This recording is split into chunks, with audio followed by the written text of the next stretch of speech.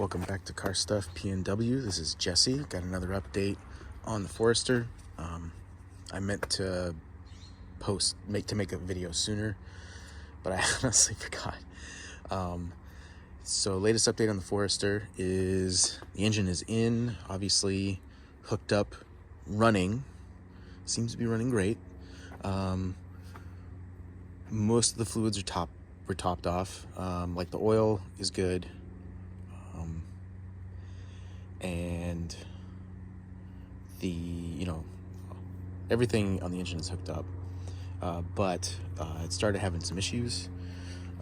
First thing that I'm dealing with right now is the coolant system seems to be leaking under here, and I don't know, it looks like it's leaking here at the top of the radiator. And honestly, I don't like to monkey around and mess around with old crappy radiators, so I ordered a new one.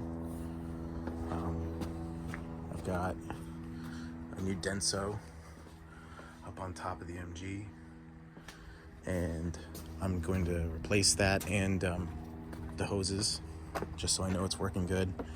But while I was driving it and testing it, I got a check engine light, and the code is, I'm pretty sure I'm remembering it right, it's a P1705, which is a transmission code, and it has something to do with, I think it's the 2-4 brake switch. And something that can cause this issue is if the transmission pan gets pushed on. And of course, that's exactly what I did when I was pulling out the old engine and putting in, just actually pulling it out.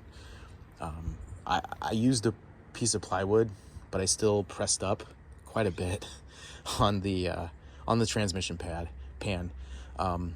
And so prior to this, I had already reattached, the transmission lines and put fluid in. And of course, I put like way too much fluid in, and I pulled it all out. I pulled a bunch of it out, got it to a good level, but my code was still happening, and it wasn't driving terrible, but it wasn't great.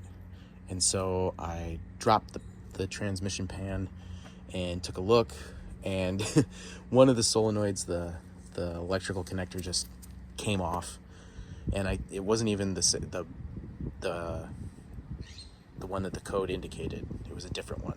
And so just made an executive decision, ordered all 7 solenoids for under the transmission pan. That's over here, and I should get those on Sunday. I have the exhaust taken off, and oh man, this thing's been leaking. Crap. The pan is loose. It was supposed to just hopefully hold the fluid in, but of course it's been leaking. I'll clean it up. The pan still, I beat out the bottom of the pan so it doesn't, it's not pushed in anymore. There is this weird thing on the end and on the inside.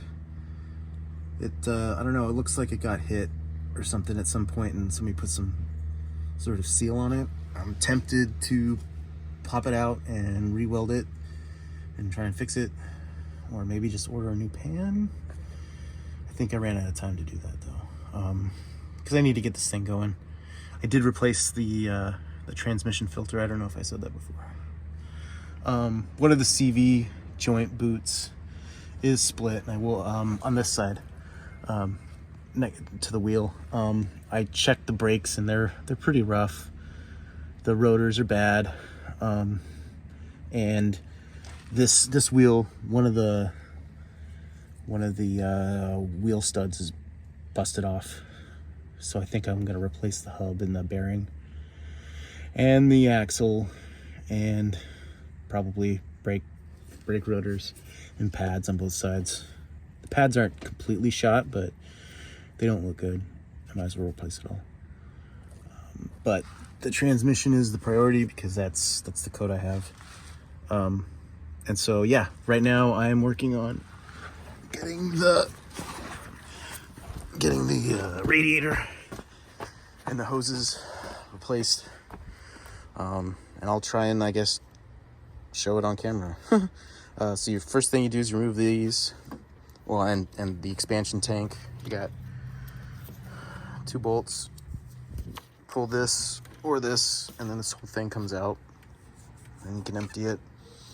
You do have to jack the car up and drain it, and it's down at the bottom right here. But you undo that and drain it. And so yeah, that's what I'm gonna do.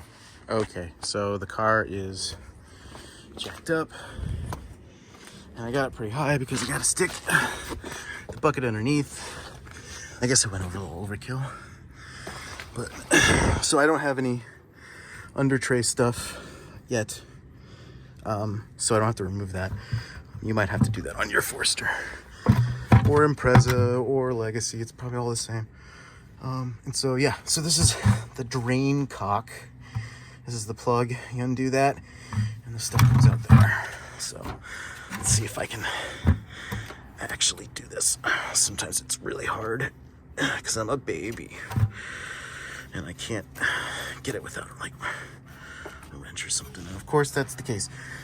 So I'm gonna empty that. So while you're draining the coolant, since this is an automatic, the transmission fluid also goes through the radiator, so you have to disconnect those hoses. There's 2 of them, and you need to drain that fluid as well.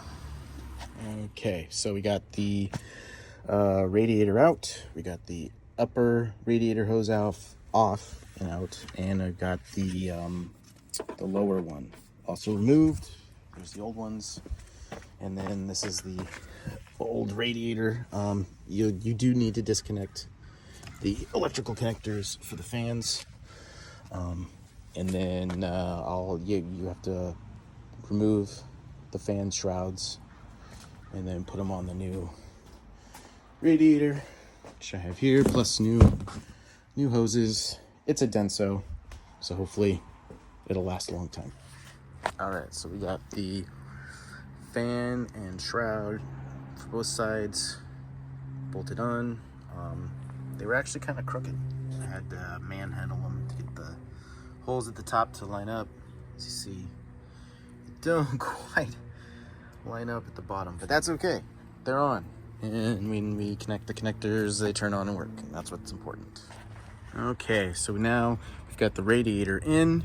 We've got the top radiator brackets in, and we got the lower transmission mounts or connections are all put on there. I still need to tighten them up.